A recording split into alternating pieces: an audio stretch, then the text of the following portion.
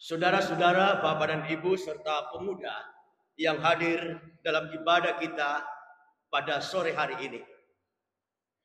Tentu kata syukur dan terima kasih yang harus kita persembahkan kepada Tuhan. Karena itu adalah hal-hal yang terbaik atau pujian yang terbaik kita atas kebesaran Tuhan, atas kasih sayang Tuhan yang selama ini kita rasakan di dalam kehidupan kita setiap hari. Kita boleh melaksanakan tugas dan tanggung jawab kita. Satu minggu kita melaksanakan tugas dengan masing-masing pekerjaan kita, talenta kita yang dianugerahkan Tuhan bagi kita semua. Dan para pemuda boleh melaksanakan tugas sebagai mahasiswa atau sebagai pelajar, mendukung segala sesuatu yang dapat mereka perbuat. Sebab itu dalam bacaan kita pada saat ini ada sebuah kata yang mengatakan orang-orang Farisi. Sebenarnya siapa orang-orang Farisi ini?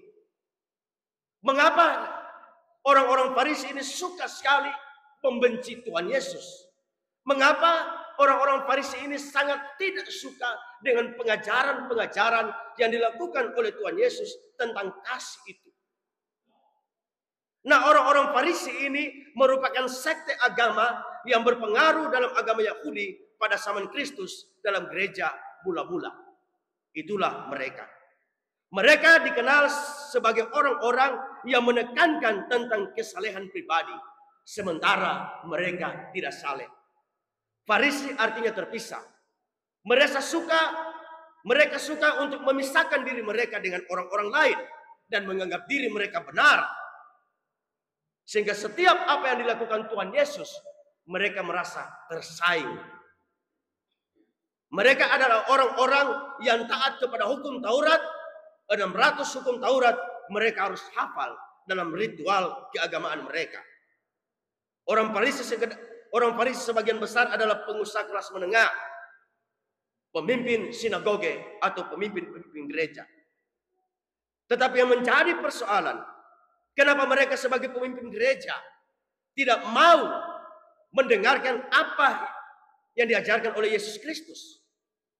Bukankah mereka dari bagian daripada gereja itu sendiri? Pemimpin-pemimpin sinagoge.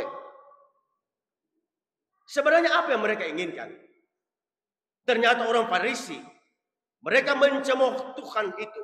Mereka tidak suka mendengar ajarannya karena mereka mempunyai sikap dan perilaku yaitu tentang mamon dan uang atau harta.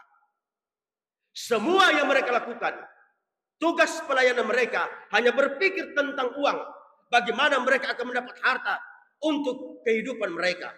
Sebab mereka berpikir kalau dengan harta maka semua boleh berjalan dengan baik. Tujuan hidup akan tercapai. Mereka menganggap bahwa uang merupakan jaminan kesejahteraan dan sebuah kebahagiaan. Sebab dengan memiliki mamon, maka mereka dapat berbuat baik kepada setiap orang. Sementara dapat mengatur segala-galanya. Mereka cenderung membenarkan diri sendiri. Materi menjadi segala-galanya dan akhirnya menjadikan mereka sombong, angkuh, tamak, buta hati. Semua tujuan-tujuan mereka di dalam sinagoge tersebut hanya memperkaya diri sendiri. Itu yang ditegur oleh Tuhan. Sebenarnya tidak ada kedekatan mereka dengan Tuhan. Ada tujuan dan maksud mereka, yaitu untuk menguras segala kekayaan para anggota jemaat. Saudara-saudara, sehingga keras Tuhan mengatakan kepada mereka pada ayat yang ke-15, kamu membenarkan diri di hadapan orang, tetapi Allah mengetahui hati kamu. Sebab apa yang kamu kagumi menurut manusia, tetapi itu dibenci oleh Allah. Dalam khotbah kita saat ini diberi tema gereja bagi generasi.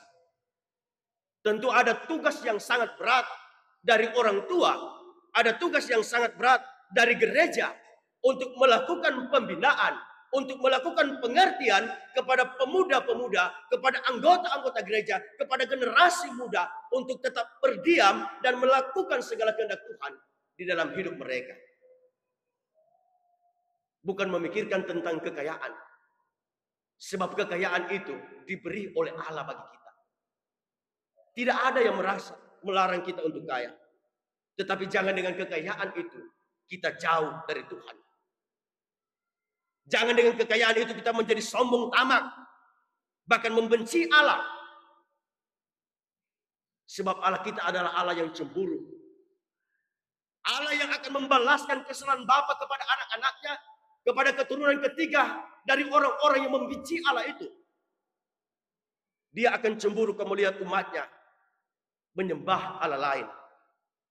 Dia ingin supaya kehidupan orang-orang percaya itu senantiasa ada dalam lindungan dan penyertaan Tuhan. Bekerja dalam kerendahan hati sambil menyerahkan semua kepada kehendak-Nya akan memberi warna dan berkat hidup bagi kita semua. Kita tidak akan terjebak dalam kesombongan. Kita tidak akan terjebak dalam kemunafikan. Dan kehidupan para pemuda akan diatur oleh Allah. Masa depan para pemuda akan diatur oleh Allah. Dia akan memberikan yang terbaik bagi pemuda. Pemuda-pemuda gereja. Masa depan yang baik. Jikalau kamu takut akan Tuhan. Sebab tidak ada jalan lain dalam dunia ini yang bisa membuat kita menang.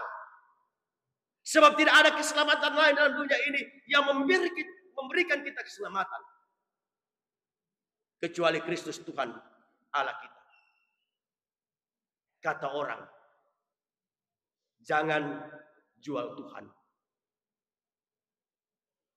Kenali Tuhan itu secara akrab dalam hidup. Serahkan segala kekhawatiranmu kepada Tuhan.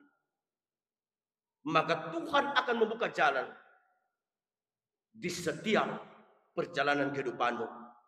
Dan akan membahagiakan keturunanmu. Karena engkau sangat mencintai Tuhan. Kita tidak ada yang tertutup di hadapan Allah. Semua terbuka.